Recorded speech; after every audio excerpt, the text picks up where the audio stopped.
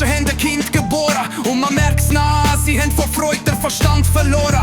Grinsend in die Kamera und erzählen's der ganzen Welt, wie Irak auf die Welt erhält. Der Markus meint sowas, hat da Planet lang nicht gesehen, das gleiche Hornstoss an der Roche. Endlich wieder einer, wo tut, was er sagt, über das sein soll. Ein Fehlschluss haben's halt nicht genau überlegt. Oh Donald, du bist ein Lusttropfen in der Hose.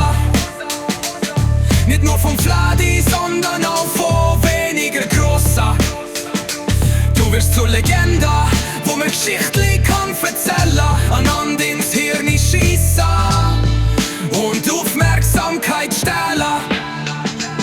Mit kurz überlegen und abchecken, ob's auch wirklich stimmt, was der Markus und der Roche so zur Ekstase bringt. Ob der Schnuri über dem grossen Teich mehr als Mosambik trinkt und ihm vieles, was er erzählt, auch wirklich klingt. Was ist so mit dem Lebensmittelpreis, wo ab dem ersten Tag absinkt?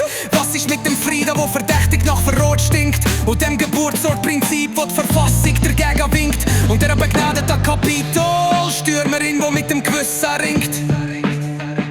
Habt ihr mal dran denkt, vielleicht ist auch gut, dass nicht alles wahr wird, was so crazy Nanny sagt und tut, dass es ein bisschen peinlich ist, wenn ihr euch vor Freude in die Hose schiessend.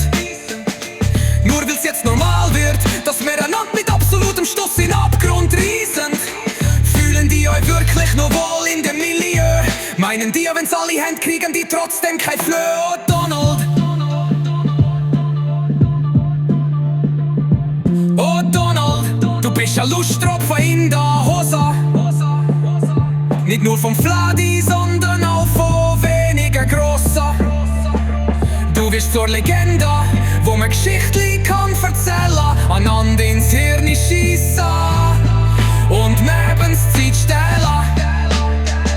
Oh Markus und Roche, wenn ihr merkt, wie Freude ihr kriegt, was erzählen zu haben, dann sollten die das unbedingt als Warnsignal registrieren. Da sind die besser ausgestattet als die allermeisten Leute mit einem internen Bullshit-Sensor, wo sich mit Freude an